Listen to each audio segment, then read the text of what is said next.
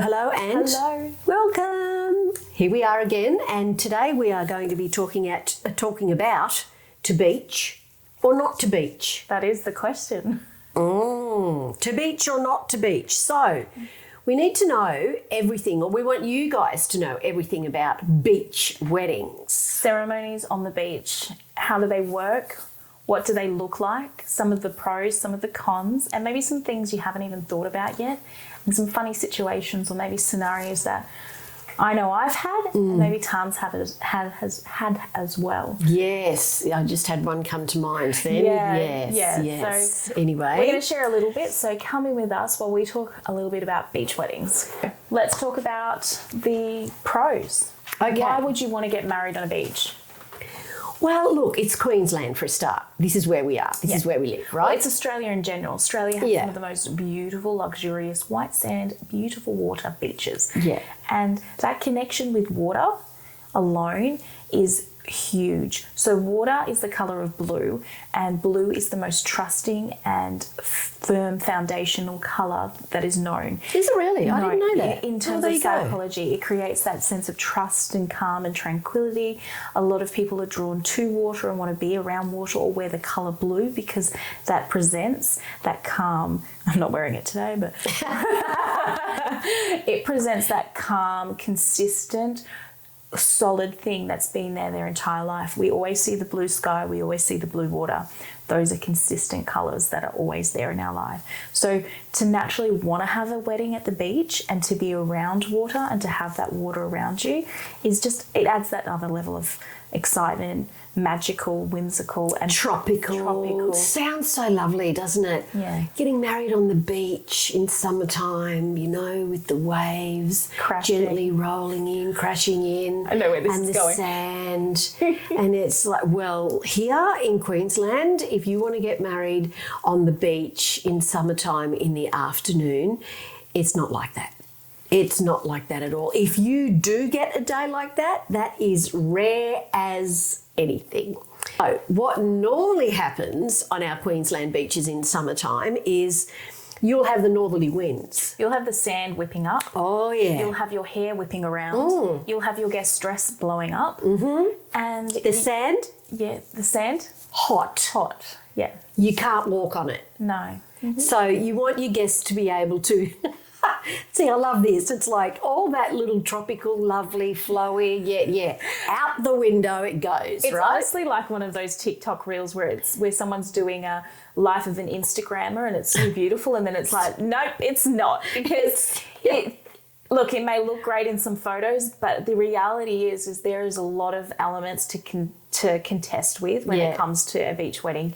That sand alone is going to cause so many issues if you've got guests who are unable to walk along the beach. Yeah. Guests who have problems with balance or maybe hips or knees. Or elderly, your elderly guests, your grandparents. Chairs that are then sitting in the sand will sink into the sand. And you can only have 10, I think it is. Yeah, so depending on which council area you're in. Yep. So here on the Gold Coast, it is only 10 that you can have. And you've got to have a beach permit as well. Yeah. So is your stylist going to organise the beach permit?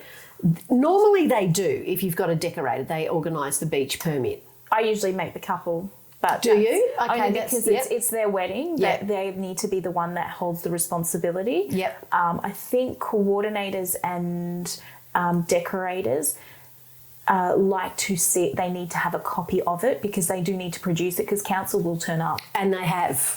They frequently do. Yeah. So they need to have a copy of it, but it is the couple's responsibility because if they are having an event in a public space, the council, depending on which council they're getting married in, may require that they have liability insurance, and that won't be covered under your celebrant. It won't be covered under your decorating company. Yeah, right. Because it starts from the moment the first thing happens on the beach. So if your decorator gets there an hour before the celebrant or before any other vendor and they start decorating, it starts as soon as they...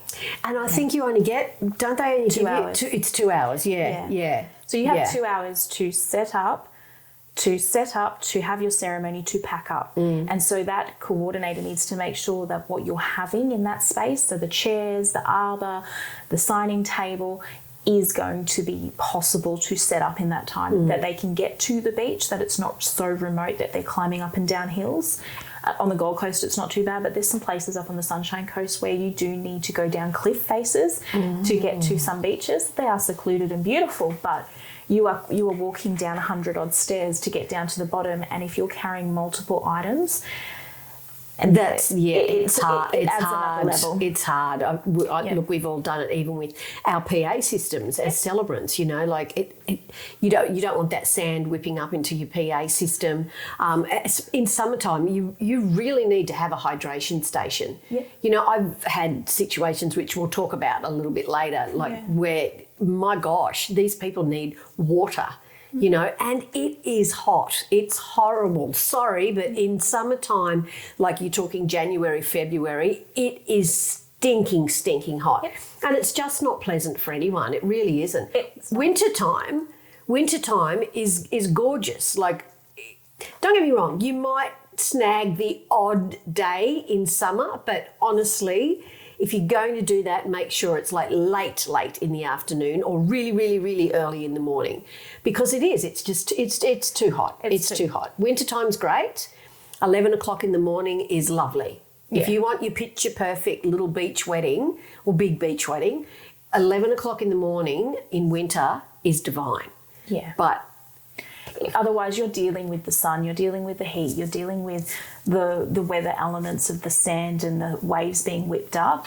And the other thing is, so many beach weddings that I've been to, I've walked away being completely burnt. I burn really easy. Yeah. And guests burn really easy. So if you don't have things like parasols or covers or heat, like you get heat stroke. You get heat it's stroke. horrible. So the drinking station's really important. And even telling your guests or guiding them, because they're going to be on the beach before the day, what to wear in terms of shoes. They can't wear stilettos on the beach. No. And dress shoes for guys will be filled with sand in a matter of moments. So and if you're going down onto the sand, at that point you've got to start thinking about having thongs, or for those US watchers, those flip-flops. Yeah. Jandals. Yeah, jandals. You've got to look at having either no shoes whatsoever, and you've got to also keep into consideration that if you're not wearing shoes, that your guests are also told, and there's a space for them to place their shoes, that they're going to be looked after, that they're going to be protected, because it is a public space. And that's the biggest part of it, is you're going to be in a public space. You're going to have people who are going to watch, who are going to stand nearby. You will have people who will walk behind you, the arbour and the water, that no matter how close you are. The lack of awareness of some people in situations. Oh, I know. That even walk around. Yeah. But they will walk through. So if you're getting your ceremony videoed or photographed and the beach is the background, you will have random public members walking in the background with their dog. I've had couples before who have had photos come back with a dog peeing in the background. So my God. Look, this is the thing. It's a public space. You can't control who's going to be there.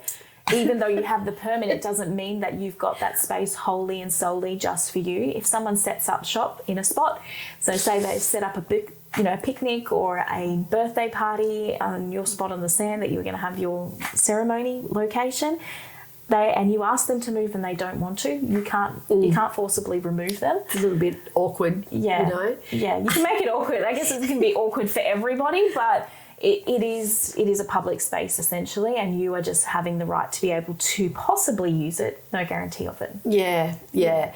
Look, and you know what? Like, I got married on the beach. That's the thing. I got married on the beach at 7 o'clock in the morning in November.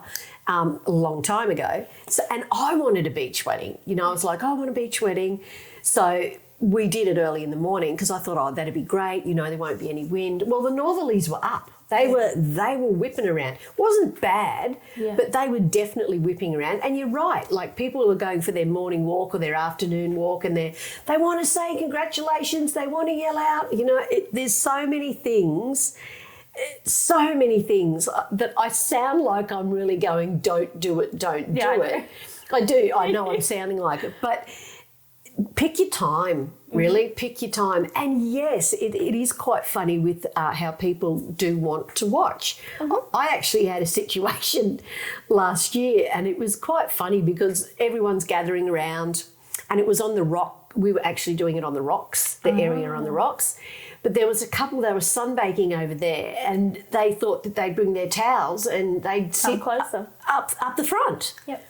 And I was like, oh, guys, it's a wedding. Like, would you mind? They're like, yeah, we just wanted to come and sit up the front to watch. It's like, you're not invited. No, you know, not like, in the dress attire. No, it was not like, about you. Yeah, like, oh, you know, oh, we didn't think you'd mind. No, well, yeah. Oh, I've had before in beach park, so just right next to the beach. Yeah. So that's another spot that That's good. You can be right on the beach, but in a park area on the grass, and have that overlooking. Again, you're going to have the public around you, but I did a wedding a few years ago where we were on that grass space, and a homeless man actually came forward, and they had a little drink stand and a food canapes for after the ceremony, but he just came over and started helping himself to the food. The couple were great. Like, they were just like, you know what, he obviously needs it and wants it, just let him go for it. But you're going to deal with public. Like, you can't You are going to deal with public. Yeah. That's a really good point you made about the grass space, which there's a few venues and parks. I know Pacific. Yeah, Pacific. Pacific Weddings, which is just down here at Miami Pacific on the Gold Coast. Pacific Beach. Pacific Beach. Pacific Beach Function Centre, which is at Palm Beach. Oh, got So that they out. actually have a green space right next to the beach, and they can set up privately. It's actually privately managed, so you don't have to get a permit. So this is a practical option to going away from having to be on the beach and having to get a permit, and then all those additional costs. You can actually have your ceremony there, and then they've got a function centre as well, so you can actually have your full reception there. And then there's places up, if you go up north, up to the Whitsundays, places like Botanical. Oh, okay. Villa Botanical. Right, yeah. So they are on a cliff right overlooking the Whitsundays. They have a private garden with a ceremony location with ultimate views that just look out over the Whitsundays. Stunning, amazing, beautiful. Yeah. But again, you've get that beach vibe. You're very close. You're very near. So but you're not on it. You're not right you're on not the beach. But you can go down to the beach for those photos later, because you've got to think about it. How many photos are you going to use of your ceremony as your hero photo from your wedding of you on the beach? Is it that you want to have the ceremony there and it is a very important place or moment for you, or is it just that hero photo? And if it's a hero photo, you can get that once you've finished your ceremony. Like that photo you've got there, right behind you. That is actually from Pacific. That's from Pacific. Yeah, perfect. I'll put it up on the screen so you guys can see it. So these guys got married, and then we went down to the beach and we actually took photos. Yeah, which I think that's great. That's lovely. Yeah. As a matter of fact, another club as well, like a lot of the life-saving clubs, and I think it might be is it the Currawong one or the Broadbeach one? They do something similar as well. They've got areas along that park. Yeah. And then you can go down on the beach for your photos. And there's a park called Lenwart Park, Wort, and that is at Currumbin. Now, that's a gorgeous park, and there's this bridge. Yeah, the bridge, and then you've got the beach. So, you know, that's another lovely option as well. But I think the other thing we need to talk about, we've talked a bit about the pros and the cons when it comes to those wedding locations, but maybe some things that people haven't thought about when it comes to a ceremony. So I'm initially thinking about the time that I had a wedding on the beach, and the ceremony has been set up, the stage is all ready to go, the bride has rocked up, and just as she's coming out of her car, a van pulls up with a group of people who run out with a big tarp that has a cross on it and run straight down to the beach to right where the aisle is, and they've put this big cross in the middle of the aisle to let us know that they have right of way, because they have a parachute company, and the team have already parachuted out of the plane. They were falling to earth as we were talking, and they couldn't move because obviously they've already timed to where they're going to come, and we were set up where we were. So what we negotiated, and it's the best that you can kind of do in those situations, is for them to go apart that way, and then for all the guests and us to pick everything up and go that way. Oh my God. So that we could still have the ceremony, and obviously had to wait for them to all land, because Yeah, it may not have. They may have missed spot. Excuse me, coming down. But this is another thing. So knowing the beach that you're going to is not a landing space for a. And you wouldn't think that. Right. I would not have thought That's of that. Bribey Islands. That was on Bribey Island. Yeah. Yeah. So you wouldn't think Okay. about it, but that's No. look, we're going to warn you. There's some things you probably need to think about before. Have you ever had anything? Yes. I had a groom faint. Okay. Yeah, that was interesting from the heat because they weren't from the Gold Coast, so they were from, I think they were from Melbourne, but that's what they wanted to do, beach wedding, and they all had black suits on, and it was summertime, Yeah. and yeah, you know, it just wasn't. The poor man, you know. But I said, take your jacket off. Take your jacket off. All of you, take your jackets off because you know they were just steaming up. And he did. He ended up fainting. He was okay. He came good, but it was just it was too hard. And elderly people that really. Think about your grandparents or, you know, if you've got somebody that, you know, is having difficulty walking because down on the beach, it's hard. It's really hard. And I feel sorry for them. And another time I actually had I think it was one of the aunties of the groom. The couple wanted me to have no shoes, bare feet, but it actually offended the auntie. She said, you should be wearing shoes. And I said, actually, it was requested that I not wear shoes. She said, that's not right. You should have shoes on. Yeah, and that's really hard, managing expectations of guests who aren't aware of what your wishes and wants are. Yeah. I'm going to bring us back to PA systems. Oh, yeah. So this hasn't happened to me, but it's actually happened to another celebrant friend of mine where she set up on the beach, her PA, and you've got lifeguards around, obviously, and they've got their walkie-talkies and systems, and they all operate off the same similar wavelength. And sure enough, her PA picked up the lifeguard station and was broadcasting what they were saying as opposed to the ceremony.